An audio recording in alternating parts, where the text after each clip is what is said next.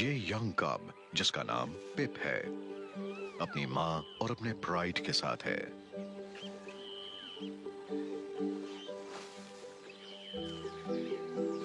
कई जनरेशन से ये फैमिली इसी नेशनल पार्क में रह रही है और इस वक्त फैमिली में 3 माएं और 7 शरारती बच्चे हैं।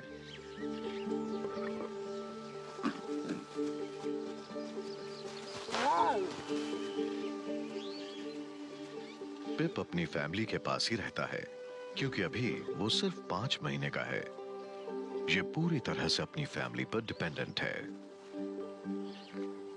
ड्राई सीजन के दौरान फीमेल लायंस के लिए इसे सेफ रखना आसान नहीं होगा।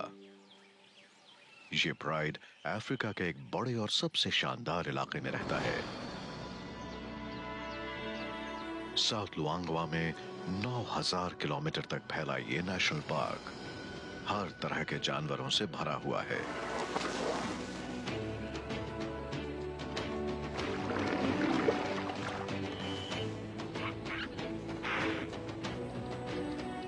सौ से ज्यादा स्पीशीज हैं यहाँ, लंबे और मजबूत से लेकर जबरदस्त शिकारी तक।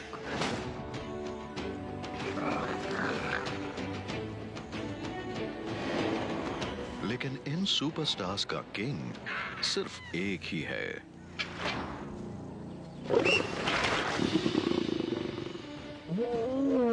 लायन।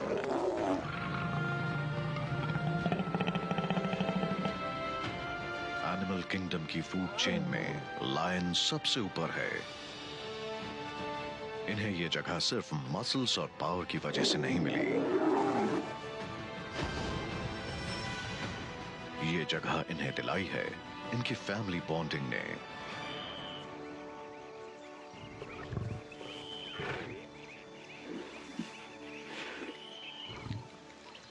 किसी भी दूसरी कैट स्पीशीज के मुकाबले इनके सोशल बॉन्ड्स बहुत मजबूत होते हैं। परिवार के अडल्ट मेंबर्स साथ मिलकर कब्स को पालते पोसते हैं और किसी भी दुश्मन से ब्राइड की रक्षा करते हैं। लेकिन कब्स की जान को हमेशा खतरा बना रहता है। अफ्रीका में 10 में से 8 कब्स 2 साल की उम्र से पहले ही मर जाते हैं। अगर एक्सीडेंट्स और इंजरी से ये बच निकले तो दूसरे जंगली जानवर इन्हें मारने के लिए तैयार रहते हैं। इसीलिए कब्स को जिंदा रहने की टेक्निक्स जल्दी सीखनी पड़ती है। आगे आने वाले मुश्किल 6 महीनों में स्पेशलिस्ट लायन कैमरामैन नेथन इन्हें फॉलो करेंगे। ये लुआंगवा के एक स्पेशलिस्ट कैमरामैन हैं और इन ब्राइड्स के साथ 20 साल बिता चुके हैं। लेकिन ये पहली बार है जब नेथन 24 घंटे इनके साथ रहेंगे। सबको लगता है कि लायंस जंगल के किंग होते हैं, लेकिन जब वो छोटे होते हैं तब उन पर बहुत खतरा रहता है क्योंकि एलिफेंट्स और बफलोज उन्हें मार सकते हैं, दूसरे लायंस भी उन्हें मार सकते हैं, यहाँ तक कि छोटे वॉर्टहॉग्स भी। Nathan wildlife film maker Katie के साथ काम करेंगे और ये दोनों प्राइड मेंबर्स के पास रहने की कोशिश कर रहे हैं। लायंस बहुत ही कमाल के एनिमल्स हैं। ये एक बहुत ही कॉम्प्लेक्स सोशल स्ट्रक्चर में रहते हैं। इन्हें ठीक से समझने के लिए नेथन और केटी 24 घंटे इनके बीच रहेंगे। लायंस को फॉलो करने के लिए हमें इससे अच्छी जगह नहीं मिल सकती। और यहाँ पहुँचने के कुछ ही घंटों के बाद इस इलाके की असली ओनर आ गई। लायंस आ रहे हैं। ओह, ओह, वो आ गए। टेंट में चलते हैं। ओके।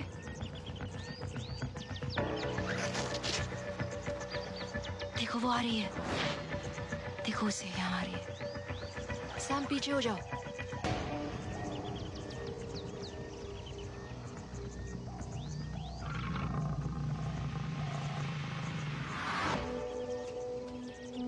वो बहुत ही पास आ गई थी।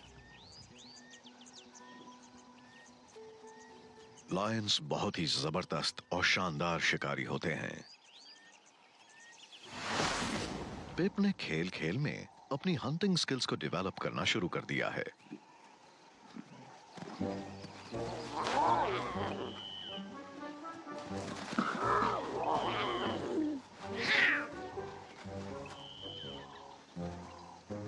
ये उछल कूद पिप और उसके भाई बहनों के लिए अपनी स्किल्स डेवलप करने का एक तरीका है जो आने वाले कुछ महीनों में इनके काम आएगा।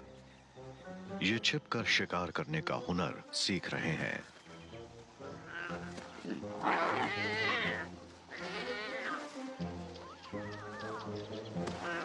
अभी तो ये सिर्फ एक खेल है, लेकिन फ्यूचर में ये इनके काम आएगा और इनकी मदर्स इन्हें ये इंपॉर्टेंट स्किल सिखाएंगी।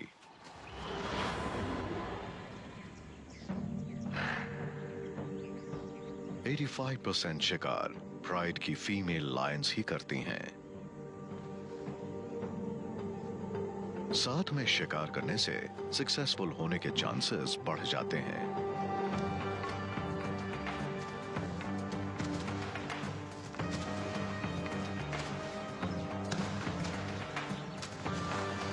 लेकिन शिकार करना आसान नहीं है।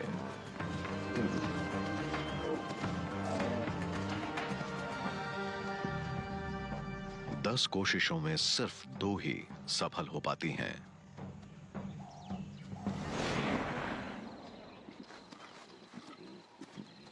इन स्किल्स को ठीक से सीखने के लिए कब्स को अभी कई साल लगेंगे।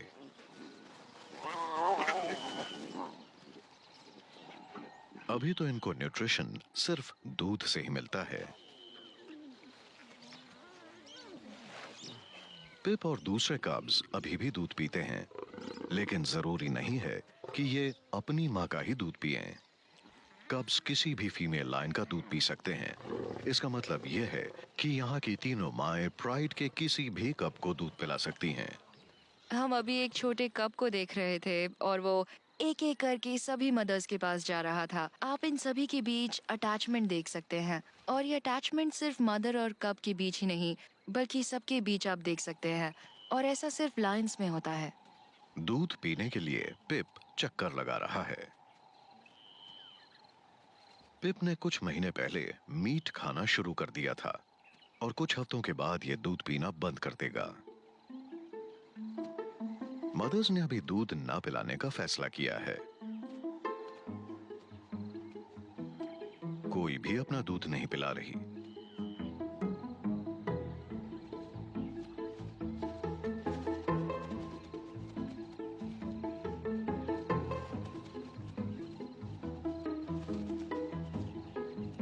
लेकिन पिप को यह बात समझ नहीं आ रही।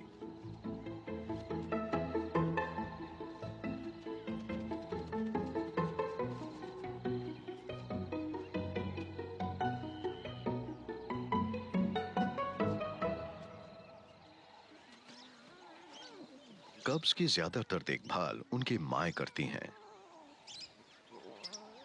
लेकिन बाहरी दुश्मनों से सेफ्टी की जिम्मेदारी ये प्राइड के मेल लायंस पर छोड़ देती हैं।